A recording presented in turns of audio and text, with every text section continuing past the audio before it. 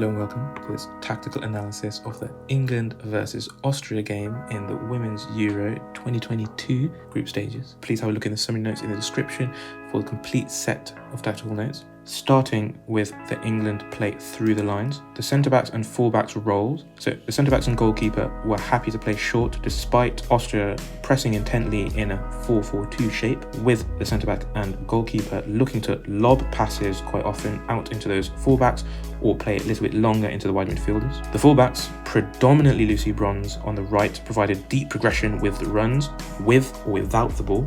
Walsh's role during the build-up was to help maintain possession around that Austria press, allowing Georgia Stanway and Fran Kirby to be able to drop into those half spaces and potentially peel away from their markers and create big dilemmas for the Austria fullbacks.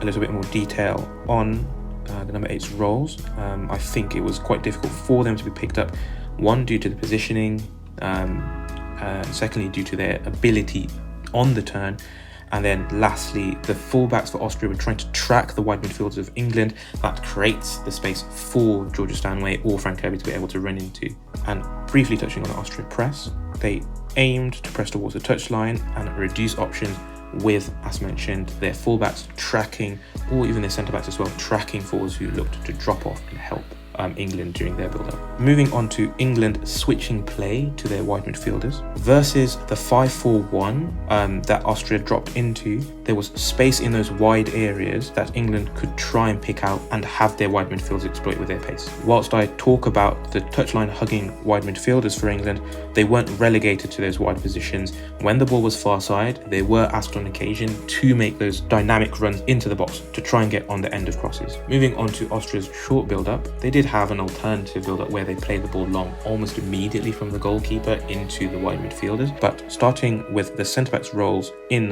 the short build-up, they received short passes to try and entice England, who were pressing in a 4-1-3-2 into the Austria half, which creates space A between the lines and B in the wide spaces for those longer balls into the Austria wide midfielders, and at this point the fullbacks too. So during the earlier stages of this build-up, the centre defensive midfielder for Austria is looking to drop and provide another option for the centre-backs or goalkeeper, despite being tracked by Fran Kirby. This also acts as a delay, allowing those fullbacks to be able to get higher up, where they will then look to try and support their wide midfielders and attackers. With that, we've covered the main points. If you prefer this way of discussing the tactics, please leave a comment down below.